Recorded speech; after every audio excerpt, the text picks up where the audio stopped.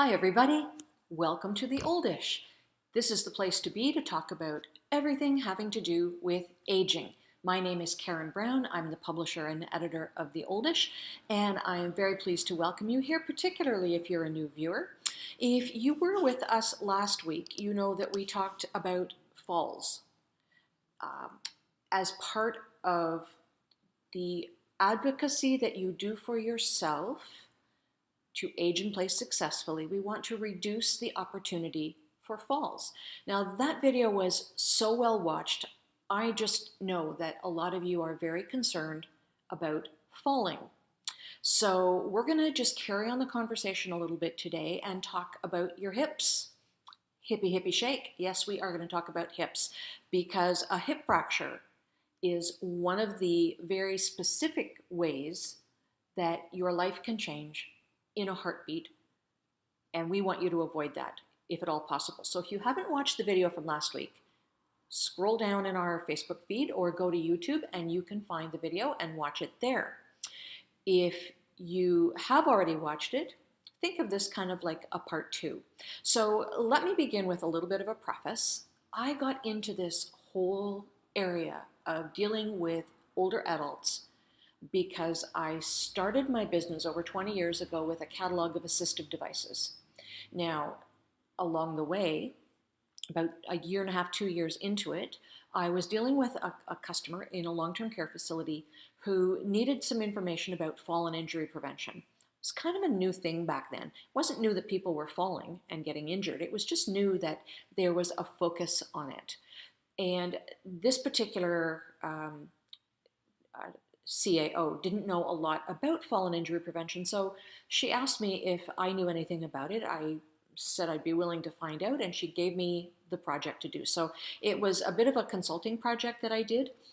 I found some hip protectors that seemed to work really well, and also some bed and chair alarms, which would alert the staff should somebody who was at risk get out of bed or get up out of the chair and need some assistance. Older people, particularly those with dementia, do forget that they can't walk. So remember, that was in a facility setting. It was a long-term care facility. I asked the manufacturer of the hip protectors that I had found who their Canadian distributor was so that I could refer my client to them.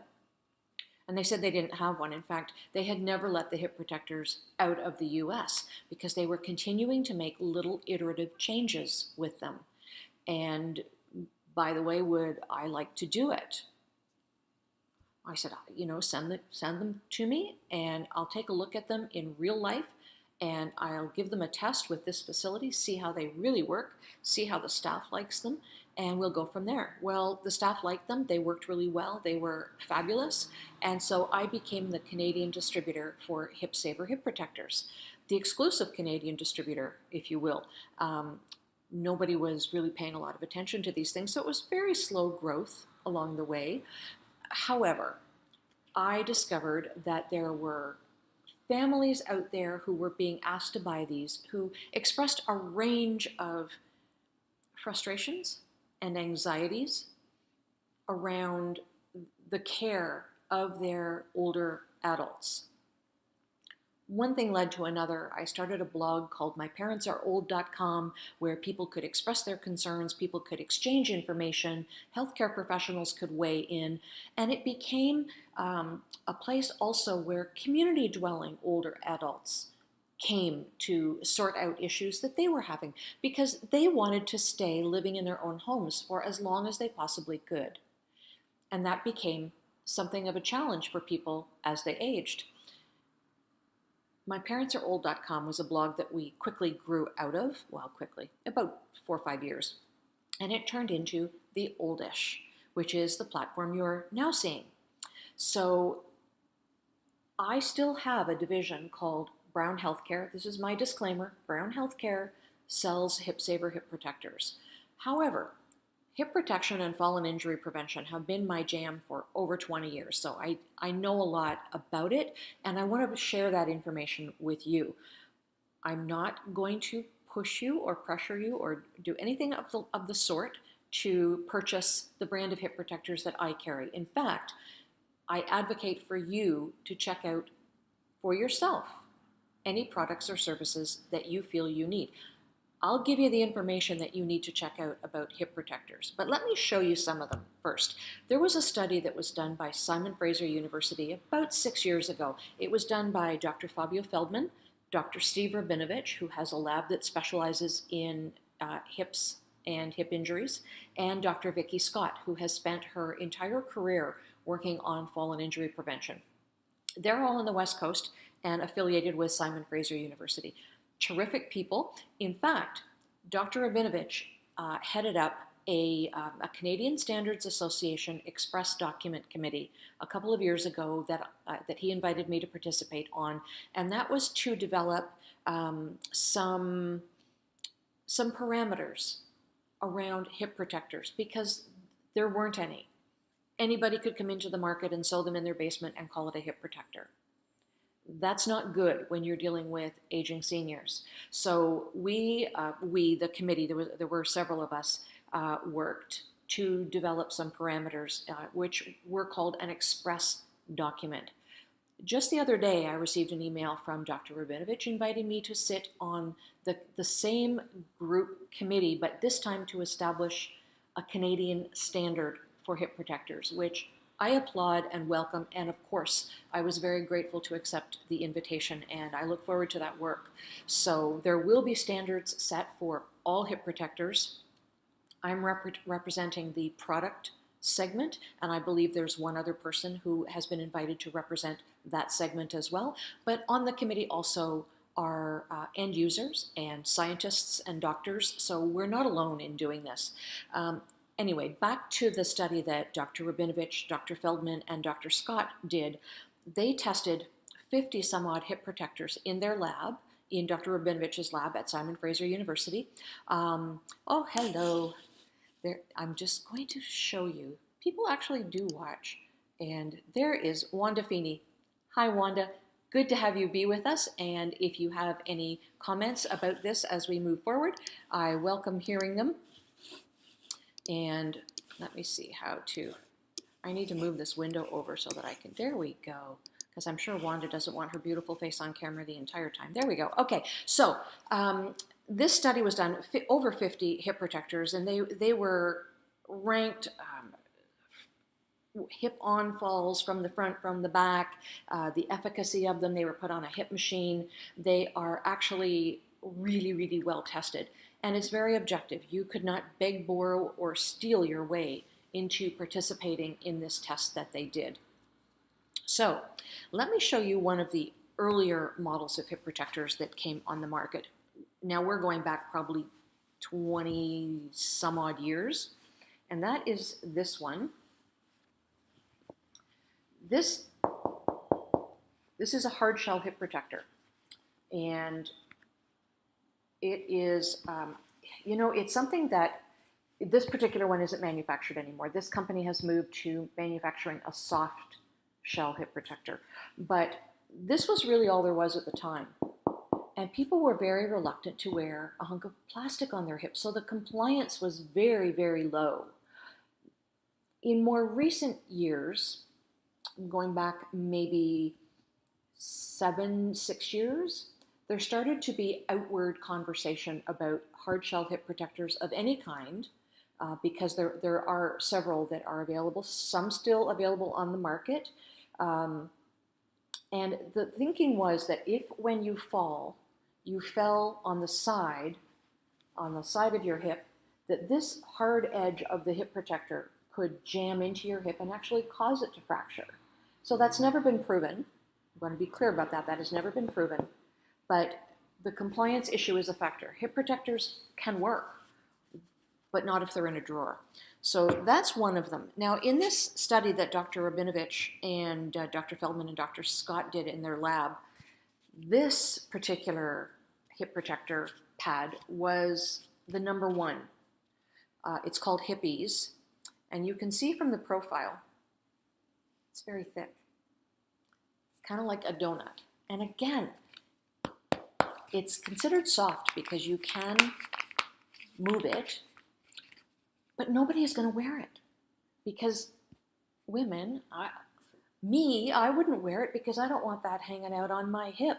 And let's face it, you got to have one on either side. So that's that's not great. It comes in, you can still buy these, by the way. It comes in a garment that looks like this.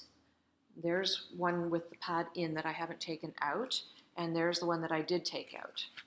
Now, the problem if you live in long-term care or if you are looking after somebody who is an older adult is that when you have hip pads that can be removed, the older people can remove them as well. And if you've got people who are challenged by dementia with very little to do all day long, they just love to fuss at things. That's why fidget aprons are so popular with them.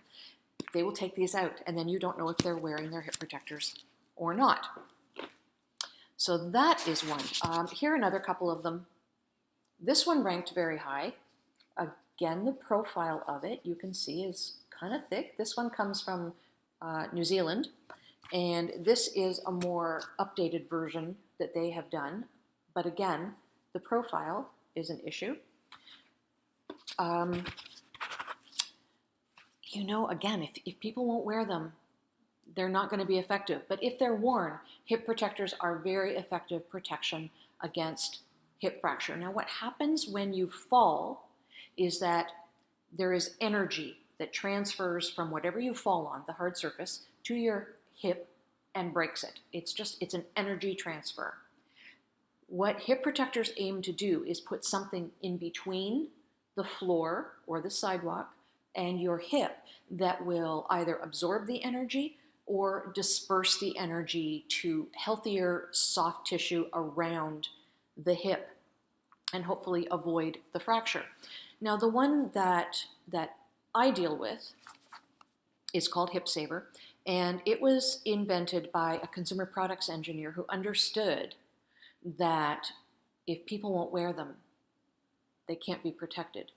So there were several problems to deal with because these hip protectors serve a lot of masters. It's the end user. It's the person who helps them get dressed. If you live in a long-term care facility, it's the nurses and the other healthcare staff. It's the laundry staff. It's the director of care. So many people have to buy into this program. And it is a program. Hip protection is a program. Fall prevention is a program in any facility. It should also be a program in your own home because, again, if you fall and fracture your hip, it is the biggest game changer, and it will put you in long-term care in a heartbeat, and you don't want that. I snap my fingers a lot about fall and injury prevention, but it's so true. It will change everything in just a moment. So you want to avoid that. So anyway, back to Hip Saver. This product, I'm going to show you the inside because we take them apart quite regularly. This is the same stuff that Tempur-Pedic mattresses are made out of. It's a soft foam, and if you push on it, maybe the lights are too bright and it's going to be difficult to see, but it does return back to its spot. It springs back up. And so what Hip Saver does is they cut these to a shape and they put them inside of a waterproof airtight pouch. Now you compare that to the profile of the #1 hip protector. Which one would you rather have at your hip? Even this more modern one. Get it? I don't want to be unfair to them and show an exaggerated profile. That this is 1/2 inch. I can cope with 1/2 inch on either side, and I'm going to be honest with you. I wear these. I don't wear them 24/7, but on an icy day, if I'm out walking a dog, I wear hip protectors because I'm 64. I don't want to fall down and break my hip. I figure I've got 30 more years ahead of me anyway, hopefully. Anyway, what we do with these is put them into a waterproof airtight pouch, and then we put them inside the garment. So it's just underwear with pads at the hips. Now this particular one is called a Slim Fit. I know that some of you will be wondering about price. In Canada, these sell for $74.99 plus tax and shipping. There are lots of different models of all kinds of hip protectors available. Ours come in models for people who are incontinent and need to wear an incontinent brief. This particular model, the Slim Fit, is actually very discreet. Nobody is going to know that you're wearing it unless you're wearing bicycle pants. And nobody should be wearing bicycle pants unless their name is Lance Armstrong. That's my opinion. But I'm not going to pretend to you that the ones that are intended to go over top of an incontinence brief are as discreet, because an incontinence brief is not very often terribly discreet. But it's the same hip pad no matter what the model that they go in. So you can get them for people who are continent, people who are not incontinent, and we also have some outerwear, some sweatpants. Now there is another of the brands that tested fairly well that has sweatpants as well, and models for people who are continent and incontinent. Most of them, like this one, they are what they are. This is just the way it is. This is just the way it is. You get a one-off. And they're mostly modeled for people who live in long-term or continuing or nursing care or memory care, whatever the facility seems to be called. So what you need to check out, no matter what kind of hip protector you use, and I do urge you, if you are a community dweller, if you have balance issues, if you need to walk with a cane, if you walk a dog, particularly a big one, but any dog that could potentially pull you over, I want you to avoid the hip fracture at all costs. And remember in last week's video, we talked about falls. 50% of falls happen inside the home. So this isn't really something that if you're at risk, you should only put on when you're outside and only wear seasonally in the winter months.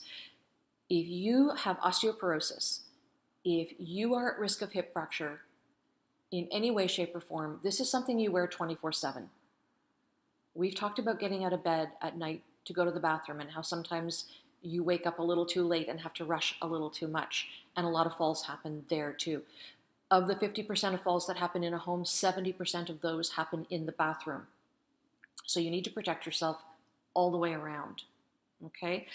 But what you need to check out is that the product has been biomechanically tested. That means that they put it on an artificial hip and they slam something down at it to simulate the fall.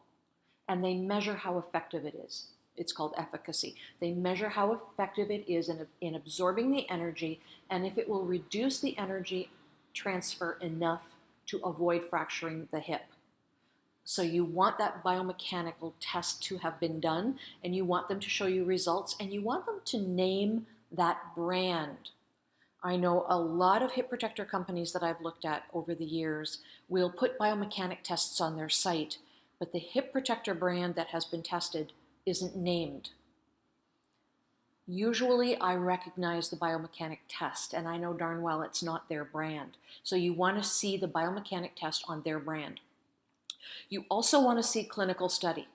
So you want to see that that brand of hip protector, again, you want that brand named, has been tested in a clinical setting. So scientists and doctors have run a test on real life people in a real life situation. And you don't want just 5 people.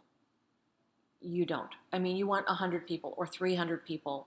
You want to know that people will wear it, so compliance. You want to know that it works for them and that it works for them long term. Just having it on for a month is not helpful, okay? So, we want to be sure. Thank you, Wanda. I'm so glad that you're enjoying this. I'm glad to have you here. Really glad to have you here. Comment anytime you want. We're happy to have you. Okay, so hip protectors, definitely check them out. I know that you think of hip protectors. Those of us in Canada, we think of the big hockey pads that people wear. They don't look like that. Honestly, they're half an inch. And I don't wear bicycle pants, and I'm not going to. So I can cope with half an inch on either side.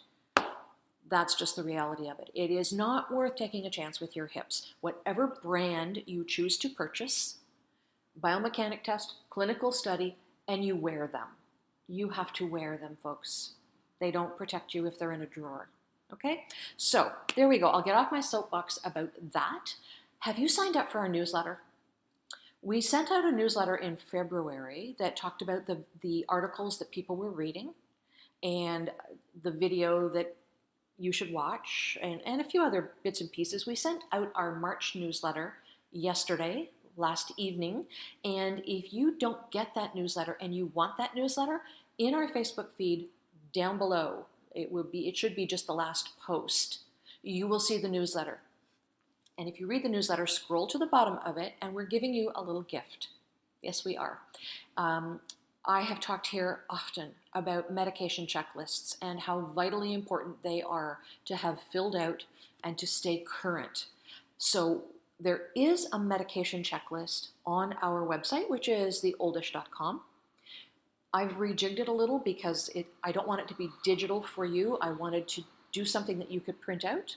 So if you scroll down and add your name to our newsletter list, we will send you the medication checklist, which you can fill out and keep with you. It's a PDF document, so you can fill it out. You could, if you want, if you'd rather, you can go to our website at theoldish.com, sign up for an account there. It's free. It's just that it's personal information that you're adding. Nobody's business what medications you're taking, but it's really, really important. When we talk about medications, we're not just talking about prescriptions that your doctor hands out. We are talking about the stuff you buy off the shelf too. The antacids, the ibuprofens. We're talking about the herbal teas. We're talking about the vitamins that you take. If you put it in your mouth, it interacts with everything else that you put in your mouth. That's the reality. And your doctor needs to know everything that you're taking. So our gift to you is a medication checklist because I think it's so important. So I encourage you to sign up for that newsletter, and we will do another one in April.